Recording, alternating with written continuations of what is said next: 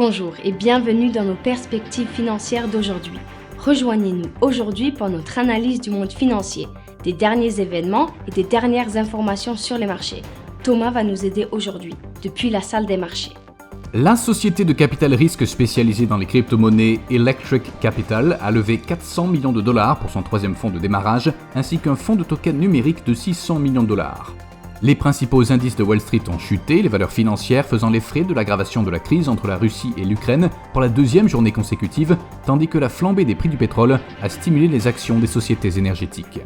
Le Royaume-Uni élargit les pouvoirs de la Financial Conduct Authority dans le cadre d'un ensemble de changements post-Brexit concernant la manière dont elle réglemente la City de Londres. La dernière session a vu les actions Twitter perdre 0,9%, l'indicateur RSI donne un signal baissier. La paire euro-dollar a chuté de 0,8% lors de la dernière session, l'indicateur ROC donne un signal haussier.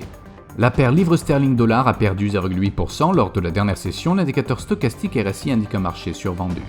La paire dollar australien, dollar américain connaît une correction baissière lors de la dernière session, chutant de 0,2%, l'indicateur MACD donne un signal baissier. L'évolution ADP de l'emploi aux États-Unis sera publiée à 13h15 GMT, l'IPCH de l'eurozone à 10h GMT, le taux de chômage en Allemagne à 8h55 GMT, l'indice AIG des performances de la construction en Australie sera publié à 21h30 GMT, les investissements étrangers dans les actions japonaises du Japon à 23h50 GMT, les investissements en obligations étrangères du Japon à 23h50 GMT. Nous espérons que vous avez apprécié nos perspectives du marché d'aujourd'hui. De la part de toute l'équipe, nous vous souhaitons une journée de trading productive.